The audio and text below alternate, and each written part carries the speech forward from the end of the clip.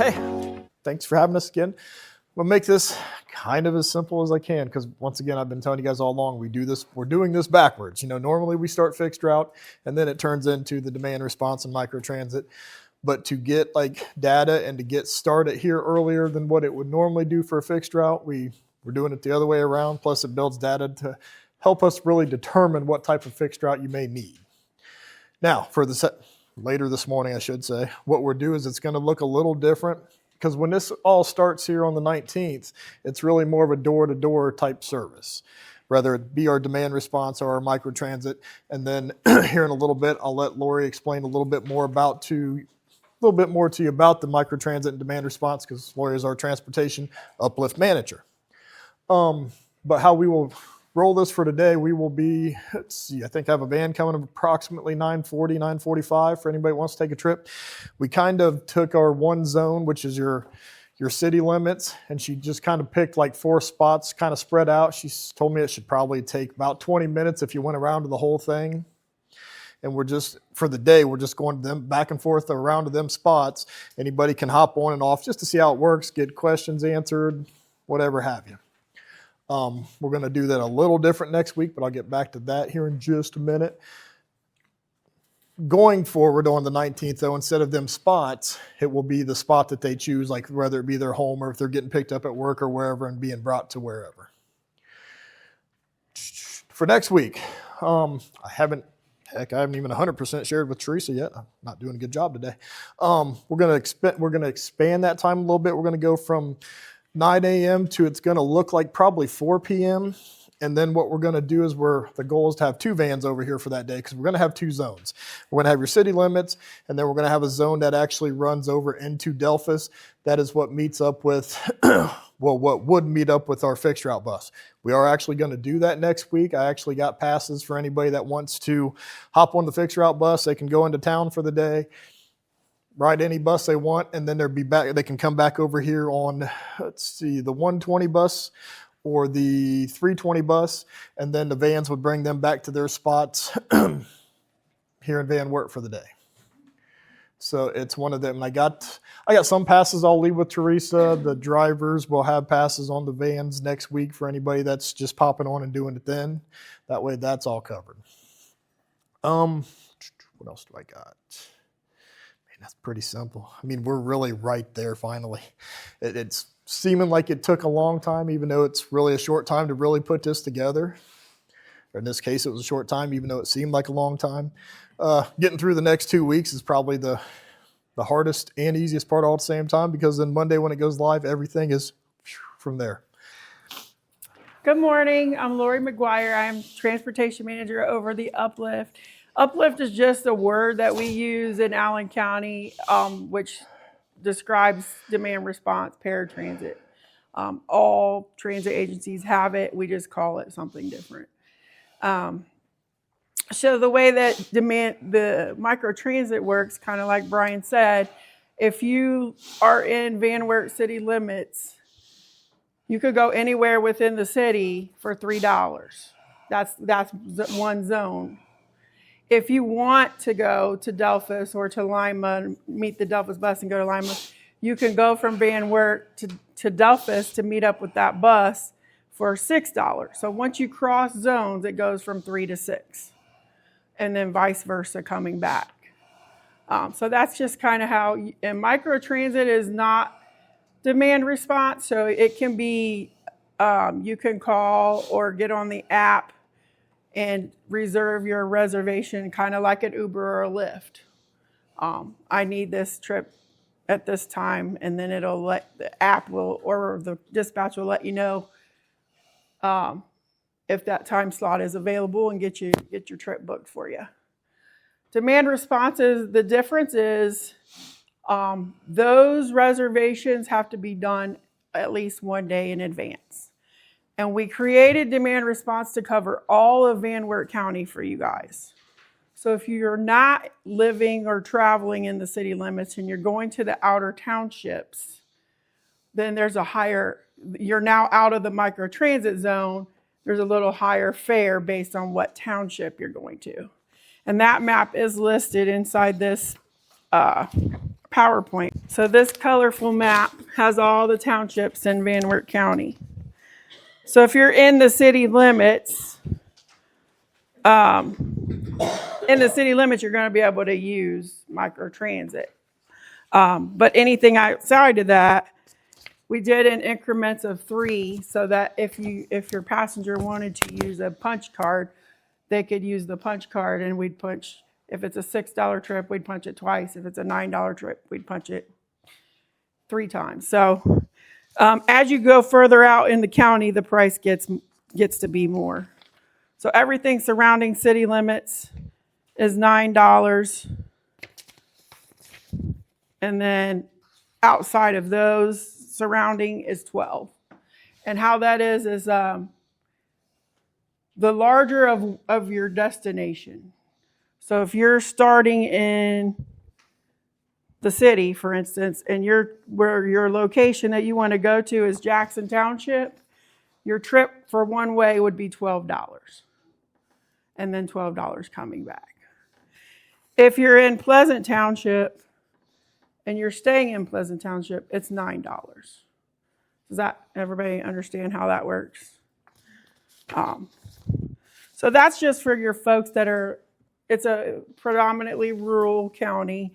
Your folks that maybe aren't right here in town and still need transportation to get to and from their appointments or shopping. So that option is there for them. Just a little bit higher price because they're not in the microtransit zone. From Van Wert out to a doctor's appointment, then when they need to return, how do they notify you guys that they are ready to be picked up? So when they book the trip, either on the app, you can book your return trip, or through dispatch. So dispatch will ask, what time do you want to return? We do what we call will calls. Sometimes because a lot of times they go to a doctor appointment, they don't know what time they're going to get done. So we call those will calls. And then what will happen is when they're done, the doctor's office or the client themselves will call us, and then we'll dispatch the closest vehicle to them to come pick them up and take them back home. Is booking through the app the only option? Or No. Actually, right now, the best option is to actually call the 419-222-2782. And that's just 4 2s and spell out RTA. It's an easy number to remember. And then press 0 when you hear the recording, and you'll get straight to a dispatcher. The app is semi-working right now. That's why I said it's the best way right now is to call. I'm working with our software company that created the app to get all the bugs worked out before this starts on the 19th. Worked out, or Yes, we in Allen County, we have several contract services that we've worked out for situations like that. We have a manufacturer that actually hired us to just transport their people to and from work, and we bill them every month. And then when this particular agency decided they were going to pay for it and the employees didn't have to do anything. Well, then they realized, no, we're going to do like a payroll deduction or something, but that's all totally on them. We don't do anything with that. We just, if we contract with the agency, we bill you, and then you get it back however you want to do that. No. This is just the microtransit part. Where you Right. schedule a ride even from where Right. This is basically a door-to-door service where you schedule a ride to and from the address you want to go to. Okay. And like Brian explained, we're doing it this way because we don't know your community and we don't know what your needs are. So this way we can get a feel for where's the most people traveling to, where would you benefit the most from a fixed route bus stop. Yes. For the microtransit, is it like $3 for the city limits? Is it $3 per ride or $3 per passenger? Both. Both. Okay. Yep. Per ride, per passenger. And under 5 rides free? Under 6, yes. 6 rides free. We've said door-to-door service a lot. I want to explain that a little bit. So what door-to-door service is, if the client needs assistance to and from the vehicle, the driver will assist, whether it be a wheelchair or visually impaired or whatever the case may be. The drivers are not permitted to go through a door. So if they're in a nursing home, someone from the nursing home has to bring them outside, and then we can take it from there. We can't go inside and go to the client's room and get them and bring them back out. Now, I will tell you, in a situation like that, without confusing you guys too much, once a fixed route starts here, then we're required to provide paratransit service for elderly and disabled that cannot use a fixed route bus. And a person, an individual that has that need, can bring an aide with them. Someone could be their husband, wife, child, whoever. Doesn't matter who it is, but that person can ride for free in order to help them get where they need to be beyond the spectrum of what we can do. So that's a very good question. So up until January 19th, we have only served Allen County.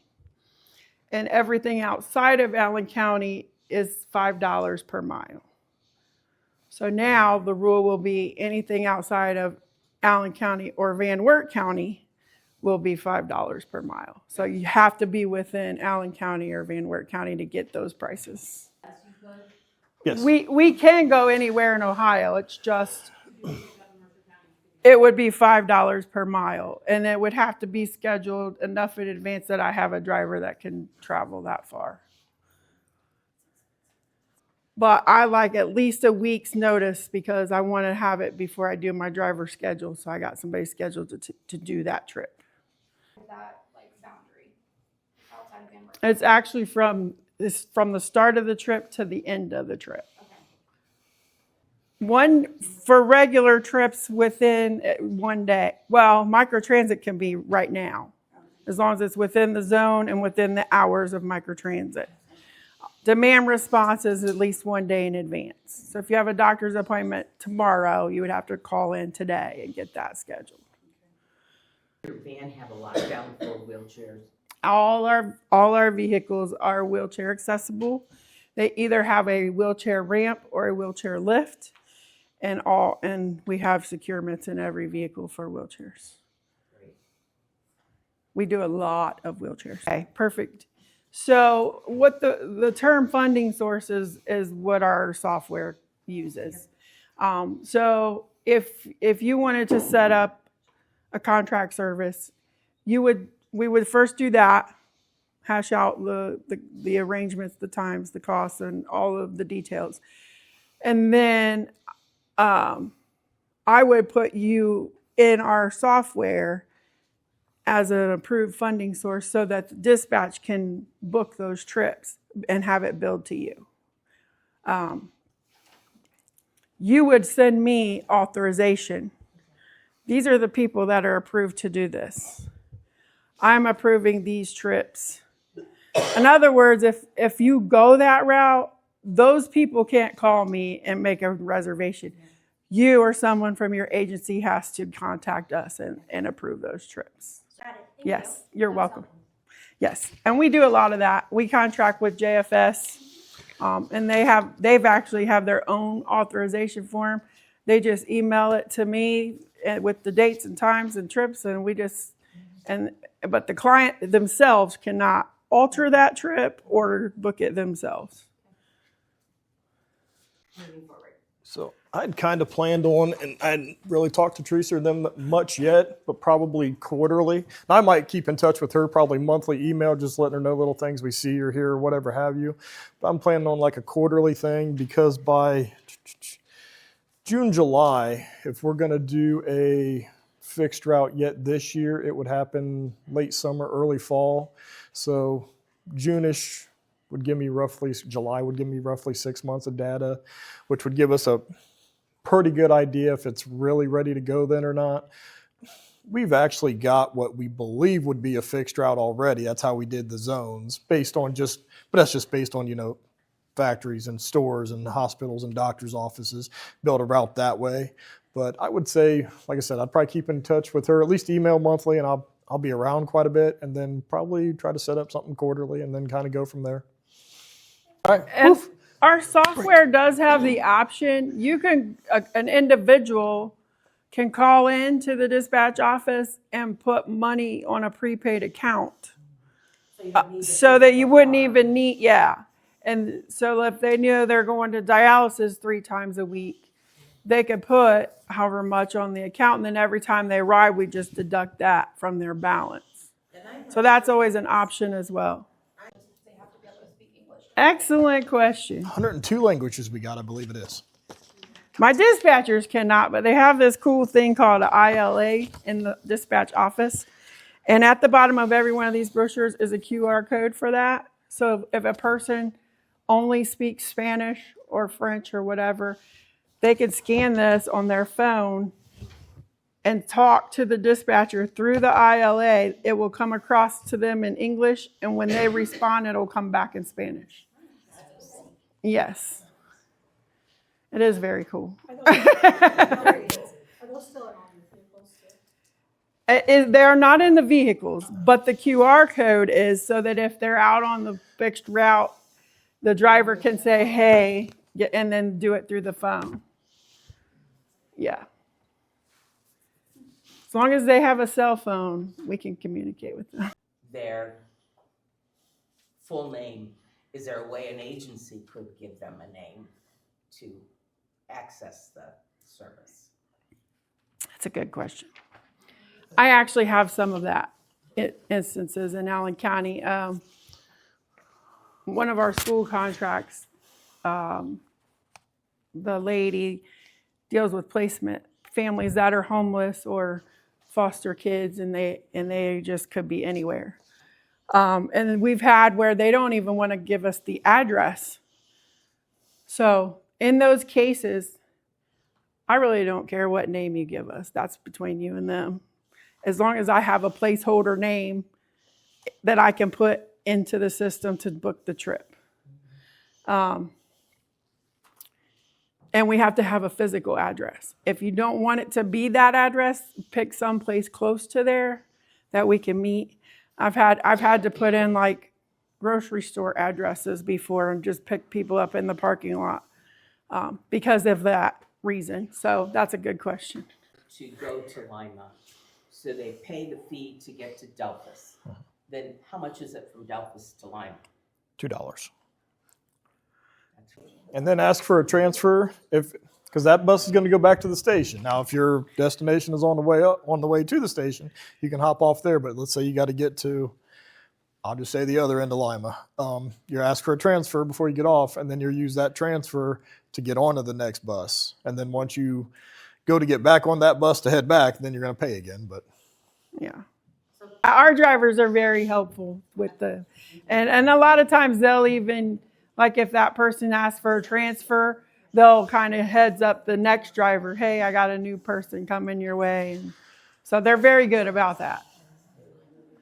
And I'm sure with this it's going to be new to everybody. So I'm sure they'll learn real quick that these people are going to have questions.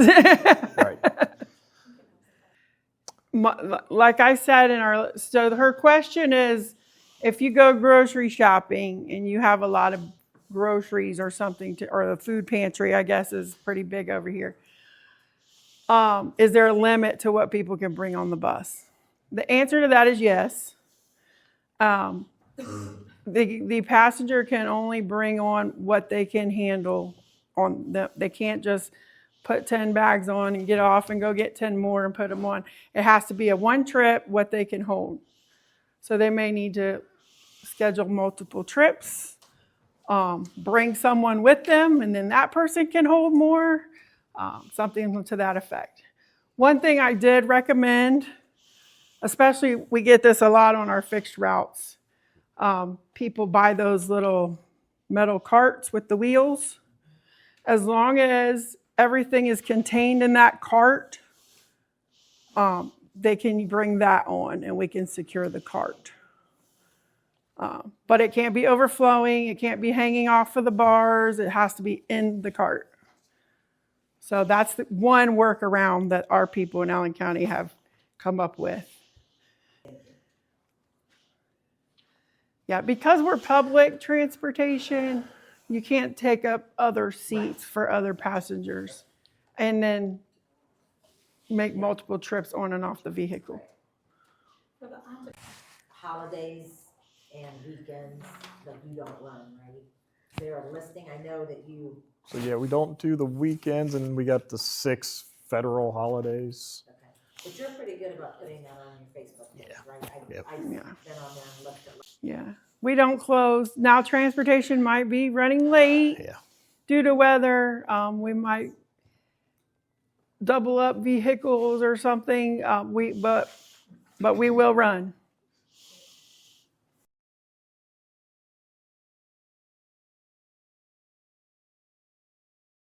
I would really, really love to hire a few drivers from your community that knows your community.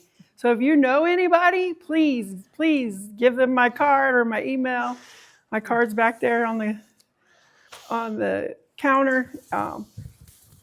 They do not need a CDL, correct? They do not need a CDL to start. We do train for CDL in-house. You need a valid driver's license and be able to pass a drug and alcohol and background check. We'll train the rest. A certain shirt or an identifier that you know that this is the bus driver. Well, all the vehicles say RTA real big on them. Allen County RTA, unfortunately for you guys, but they all say that. And the shirts are similar to what Brian has on, but they're blue. They're like a navy blue color. All the drivers wear navy blue shirt like that. Could see some green polos, and we're usually Yeah. our newer people. Yeah, new hires, we give green polos until their uniforms come in. So blue or green, RTA logo.